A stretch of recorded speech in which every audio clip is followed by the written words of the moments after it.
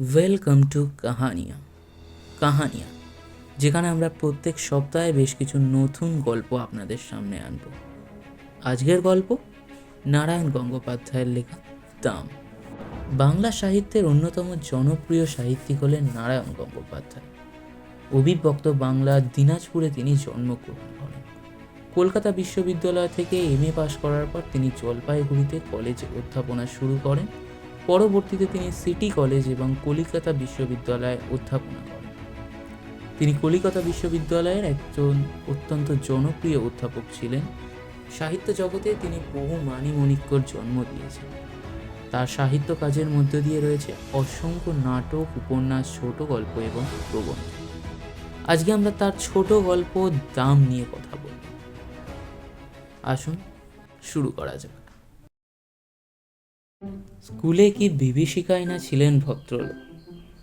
আমাদের অঙ্ক কষাতেন। আশ্চর্য পরিষ্কার মাথা ছিল তার। যে সব জটিল অঙ্ক নিয়ে আমরা ঘন্টার পর ঘন্টা পণ্ডশ্রম করেছি, একবার মাত্র তাকিয়েই দেখতেন তার দিকে, তারপরেই এগিয়ে যেতেন ব্ল্যাকবোর্ডে। খসখস করে ঝড়ের গতিতে এগিয়ে চলতো তার খড়ি। হঠাৎ খড়ি ভেঙে গেলে বিরক্ত হয়ে টুকরো দুটো আমাদের দিকে ছুঁড়ে দিতেন। তৎক্ষণাৎ তার একটা তুলে নিতেন। একটু পরেই আমরা রোমাঞ্চিত হয়ে দেখতুম ছবির মতো অঙ্কটা সাজিয়ে দিয়েছে। পৃথিবীতে যত অঙ্ক ছিল সব যেন ওর মুখস্থ, কিংবা মুখস্থ বললেও ঠিক হয় না, মনে হতো আমাদের অদৃশ্য অক্ষরে বোর্ডে আগে থেকেই কষা রয়েছে, অথচ উনি দেখতে পাচ্ছেন ঠিক, আর সঙ্গে সঙ্গে তার ওপর খলি বুড়িয়ে যাচ্ছেন। অঙ্কে যারা 100-র মধ্যে 100 পায়, ওর ভয়ে তারাই তথস্থ হয়ে থাকতো। আর আমাদের মতো যেসব অঙ্ক বিশারদের টেনে টুনেও কুড়িয়ে উঠতে চায় না, তাদের অবস্থা সহজেই কল্পনা করা যেতে পারে। প্রকাণ্ড হাতের প্রচণ্ড জ্বর খেয়ে মাথা ঘুরে যেত, কিন্তু কাঁদবার জো ছিল না। চোখে এক ফোঁটা জল দেখলেও গ্লাস ফাটিয়ে হুঙ্কার ছুটতেন। পুরুষ মানুষ হয়ে অঙ্ক পারিস নে, তার উপর কাঁদতে লজ্জা করে না? এখনই পা ধরে স্কুলের পুকুরে ছুঁড়ে ফেলে দেব। তা উনি পারতেন। ওর চরের জোর থেকেই আমরা তা আন্দাজ করে নিয়েছিলাম। পুরুষ মানুষ হয়ে অঙ্ক করতে পারে না, এমন ঘটনা কল্পনাও করতে পারতেন না মাস্টার মশাই। বলতেন, প্লেটোর দোরগোড়ায় কি লেখা ছিল জানিস? যে অঙ্ক জানে না এখানে তার প্রবেশ নিষেধ। স্বর্গের দরজাতেও ঠিক ওই কথাই লেখা রয়েছে। যদি সেখানে যেতে চাস তাহলে। স্বর্গের খবরটা মাস্টার কোত্থেকে জোগাড় করে তিনিই জানেন। প্লেটো কি, তার দরজা দিয়ে ঢুকতে না পারলে কি ক্ষতি হবে, এ নিয়ে আমরা কোনোদিনই মাথা ঘামাইনি। তাছাড়া যে স্বর্গে পা দিয়েই জ্যামিতির এক্সট্রা কষতে হবে, কিংবা স্কোয়ার মেজরের অঙ্ক নিয়ে বসতে হবে, সে স্বর্গের চাইতে লক্ষ যোজন দূরে থাকাই আমার নিরাপদ বোধ করতাম।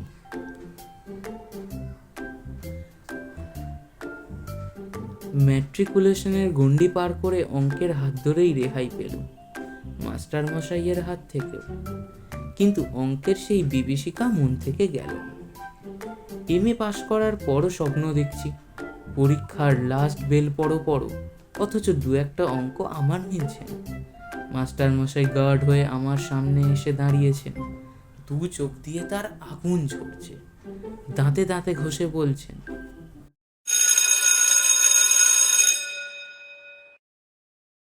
মাথার উপর ঘুরন্ত পাকার সত্ত্বেও ঘেমে নিয়ে আমি জেগে উঠেছি। মৃদু নীল আলোয় দেখছি চেনা ঘরটাকে। চোখে পড়ছে সামনে আমার পড়ার টেবিল, আমার বইপত্রের স্তূপ।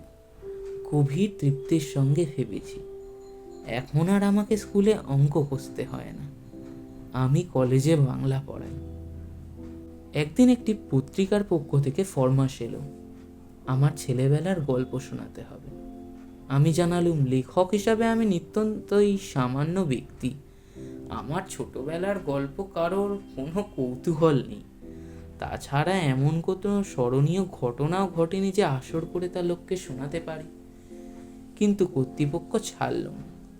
তারা জানালেন, সাহিত্যের ইন্দ্রচন্দ্র মিত্র বরুণেরা কেউই তাদের বিশেষ পাত্তা দেয়নি, অতএব অতএব আমি ভাবলুম তাহলে নির্ভয় লিখতে পারি। ওরা নিজেরা ছাড়া ওদের কাগজের বিশেষ পাঠক নেই, সুতরাং আমার আত্মকথা কারোর কাছে স্পর্ধার মতো মনে হবে না। কয়েকটি ঘরোয়া মানুষের কাছে ঘরোয়া গল্প বলব, ওটা প্রীতির ব্যাপার, পদমর্যাদার নয়। কাগজ কলম নিয়ে বসে গেলুম। মনে এলো মাস্টার মশাইয়ের কথা, লিখলুম তাকে নিয়েই। ছবি যা ফুটলো তা খুব উজ্জ্বল নয়। লিখবার সময় কল্পনার খাদ কিছু মিশিয়ে নিলুম, সেটা বলা বাহুল্য। সেই সঙ্গে সদুপদেও একটি বর্ষণ করেছিল। মূল কথাটা এই ছিল, অহেতুক তাড়না করে কাউকে শিক্ষা দেওয়া যায় না। গাধা পিটিয়ে ঘোড়া করতে গেলে গাধাই পঞ্চত্ব পায়, তার প্রমাণ আমি নিজেই। মাস্টার মশাই আমাকে এত প্রহার করে অঙ্ক শেখাতে পারেননি, বরং যা শিখেছিলুম তাও ভুলেছি। এখন 2 আর 2 4 না 5 হয়, তাই নিজের মধ্যে সন্দেহ জাগে। পত্রিকার কর্তৃপক্ষ খুশি হয়ে আমাকে 10 টাকা দক্ষিণা দিয়ে গেছেন। মাস্টার মশাইয়ের কাছ থেকে এইটুকুই আমার নগদ লাভ। তারপরে আরও অনেক দিন পার হয়ে গেছে, সেই লেখার কথা ভুলে গেলুম মাস্টার মশাইকে। বয়স বেড়েছে, বিনিদ্র রাত্রি যাপনের মতো অনেক সমস্যা এসে দেখা দিয়েছে জীবনে। বর্তমানের দাবিটা এত বেশি জোরালো যে স্মৃতির দিকে তাকাবার অবসর পর্যন্ত মেলে না।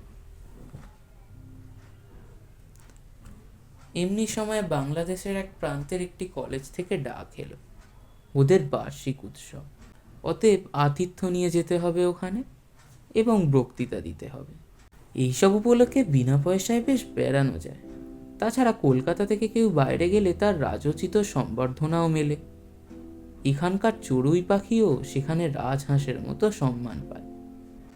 কলকাতা থেকে দূরত্বটা তত বেশি হয়, আমাদের মতো নগণ্যের পক্ষে ততই সুখাবহ। আমি সুযোগটা ছাড়তে পারলাম না। গিয়ে পৌঁছতেই চা খাবার আতিথেয়তার উচ্ছ্বাস। ছেলেরা তো এলেই 2-4 জন সম্বাদ্য ভদ্রলোক এসেও বিনীতভাবে আলাপ করে গেলেন। এমনকি খান কয়েক অটোগ্রাফার খাতা পর্যন্ত এগিয়ে দিল। রোমাঞ্চিত কলেবরে আমি স্বাক্ষরের সঙ্গে সঙ্গে বাণী বিতরণও করে গেলাম।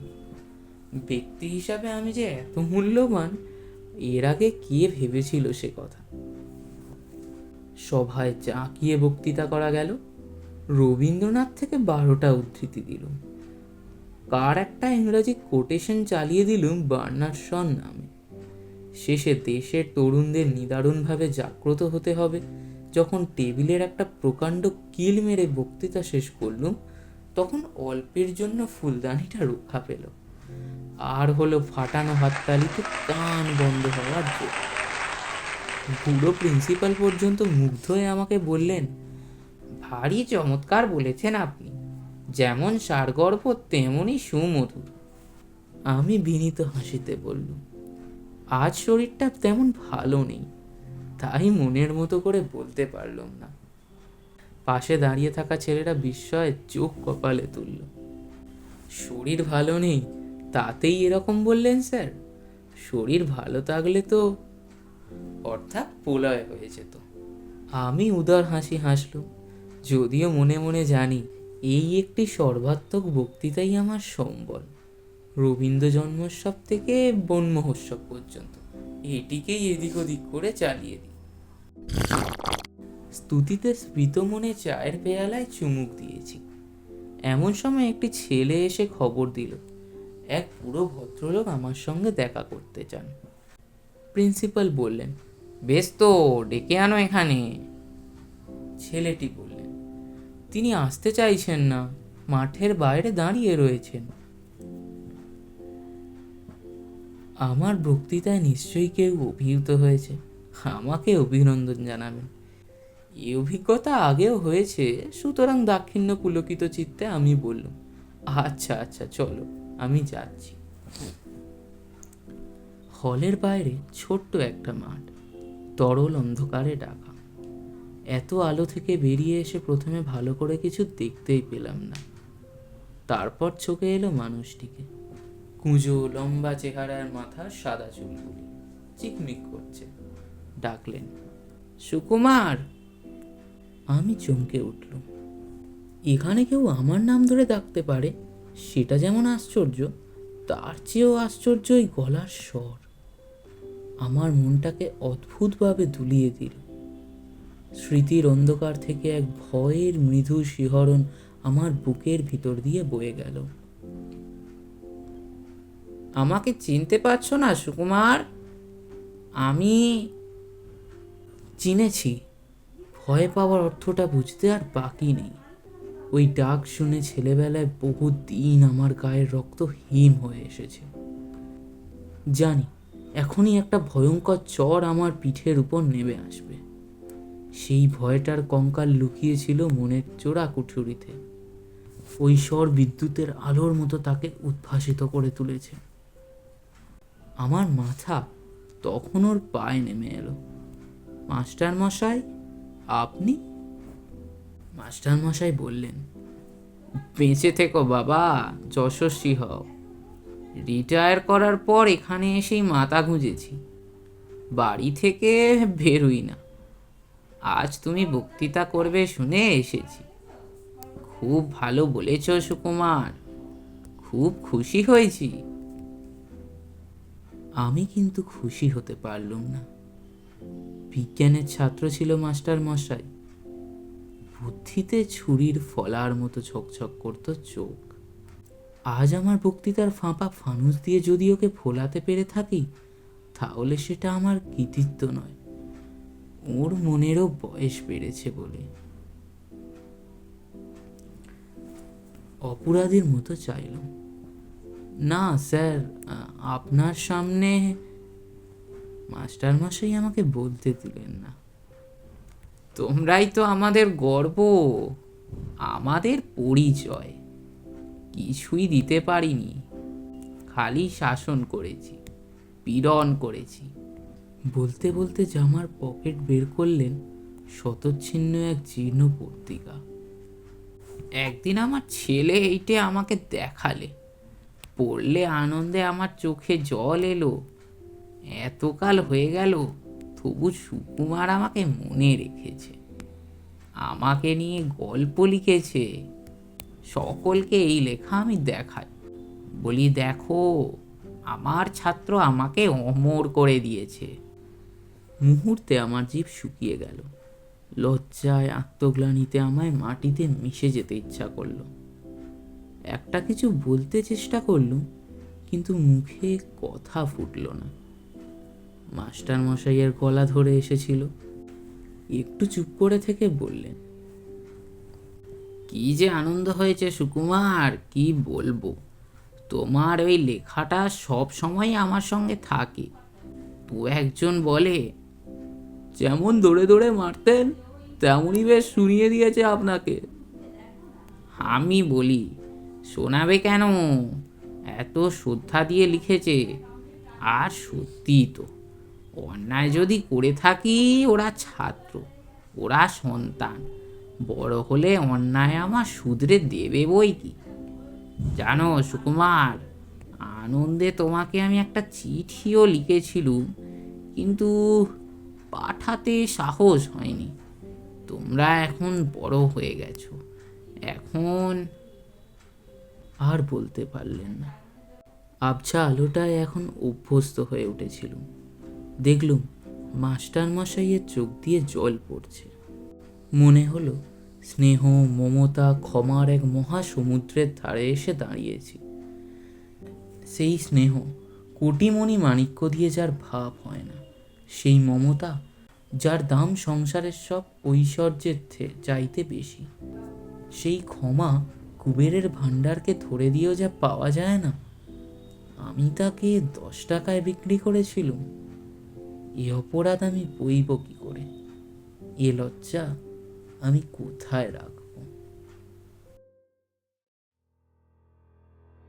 তো এতক্ষণ আপনারা শুনছিলেন নারায়ণ গঙ্গোপাধ্যায়ের লেখা গল্প দাম। আমাদের সঙ্গে জুড়ে থাকার জন্য আপনাদের অত্যন্ত ধন্যবাদ। এরমভাবেই প্রত্যেক সপ্তাহে আমরা একটি নতুন নতুন গল্প আপনাদের জন্য তুলে ধরব। চ্যানেলটিকে যদি ভালো লাগে তাহলে অবশ্যই সাবস্ক্রাইব করুন, লাইক করুন এবং এই ভিডিওটিকে যতটা পারবেন শেয়ার করুন। দেখা হচ্ছে পরবর্তী ভিডিওতে। ততক্ষণ অবধি স্টে